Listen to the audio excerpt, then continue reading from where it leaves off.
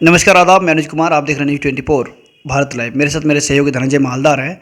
मैं इस समय बारसे प्रखंड कृषि पदाधिकारी के साथ हूं और अभी किसानों के पास फर्जी कॉल जा रहा है कि मतलब किसानों को लाभ देने के नाम पे कुछ फर्जी लोग हैं जो फ़ोन करते हैं और किसानों को लुभावना लालच देकर किसानों से केवाईसी के नाम पे या फिर कोई कृषि से संबंधित लाभ दिलाने के नाम से लोगों से पैसे ले आते हैं।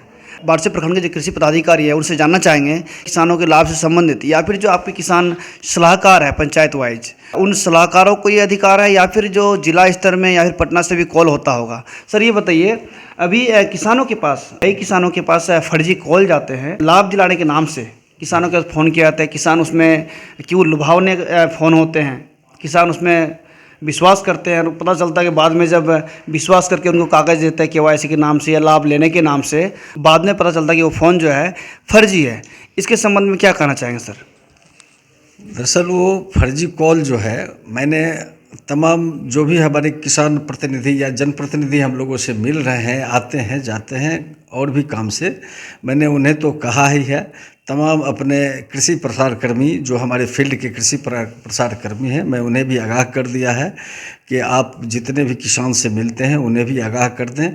दरअसल होता क्या है कि तमाम हमारे कृषि प्रसार कर्मी इधर से कुछ दिन से हमको कह रहे हैं, कुछ किसान भी हमारे कृषि प्रसार कर्मी को फ़ोन करते हैं और ये लोग भी कहते हैं कि सर किसी और पंचायत, जैसे मान लीजिए किसी और पंचायत, किस पंचायत के किसान सलाहकार कोई और हैं, तो दूसरे पंचायत के किसान सलाहकार का नाम लेते हुए कहता है कि मैं फलाना किसान सलाहकार बोल रहा हूं, आप इतना पैसा इस अकाउंट में भेज दीजिए तो आपके अकाउंट में इतने राशि चले जाएंगे, आपको इस योजना का लाभ मिलेगा।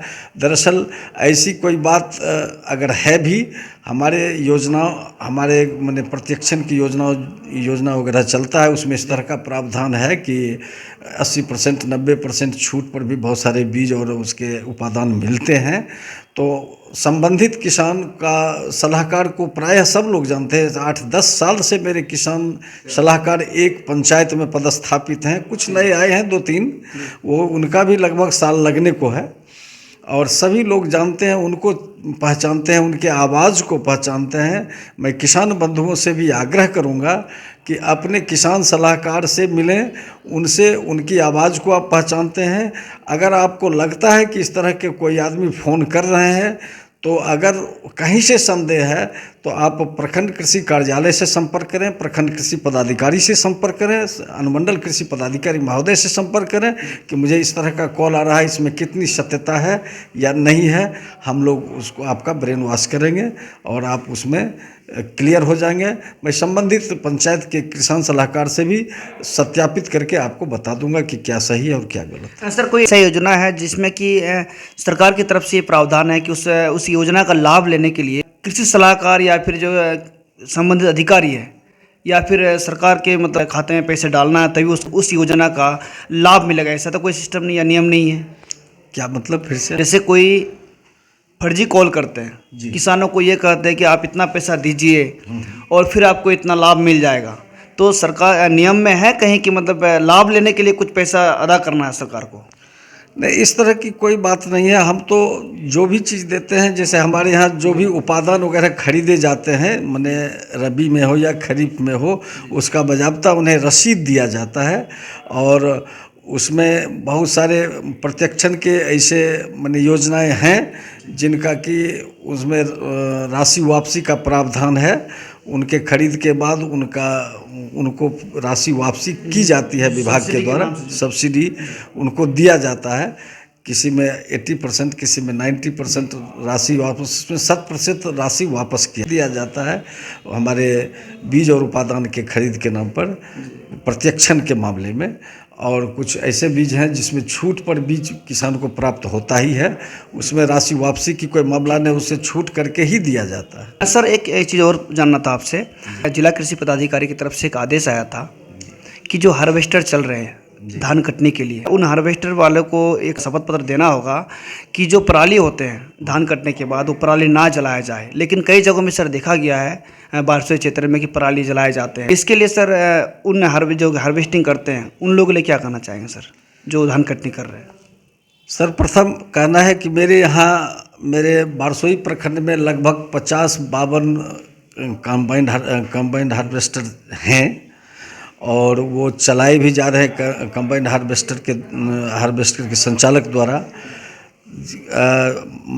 हमारे आदरणीय जिला पदाधिकारी महोदय के द्वारा यह आदेश दिया गया है कि जितने भी कंबाइंड हार्वेस्टर संचालक हैं वो कंबाइंड हार्वेस्टर अगर चलाते हैं तो उनको एक परमिट, एक पास लेना पड़ेगा, यानी एक तरह से अनुमति पत्र लेना पड़ेगा। अनुमति पत्र लेने के बाद ही वो उसका कंबाइंड हार्वेस्टर का संचालन करेंगे। और साथ साथ उन्हें अगर वो इसके बाद अगर चलाते हैं तो उन्हें एक शपथ पत्र देना होगा कि मैं पराली मैंने जिस खेत में हार्वेस्टर चलाऊंगा या हार्वेस्टिंग करूंगा उसमें पराली नहीं जलाया जाएगा। पराली जलाने की शिकायत की परंपरा सबसे ज़्यादा कैमूर, भभुआ, सासाराम वगैरह में होता है। अपने यहाँ भी इसका प्रचलन कुछ कुछ देखने को मिला है। हालांकि यहाँ भी बारसोई में भी इस तरह की शिकायत मिली है। मैंने जांच भी कराया है लोगों से, लेकिन पता चला कि वो पराली नहीं बल्कि वो घास फूस वगैरह जो कुछ होते हैं, प्लास्टिक के कचरे, ये सब जलाए गए थे। और हम लोगों ने प्रचार प्रसार करवा रखा है अपने कृषि प्रसार कर्मियों के द्वारा तमाम बारसोई प्रखंड के क्षेत्र में, और हिदायत भी दे रखा है।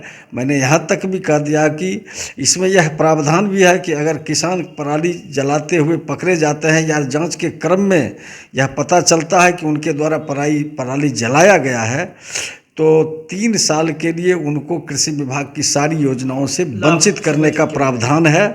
अगर बार बार इस तरह की गलती को दोहराते रहेंगे तो उनके विरुद्ध कानूनी कार्रवाई किया जा सकता है, यहाँ तक कि उनके विरुद्ध प्राथमिकी भी दर्ज की जा सकती है।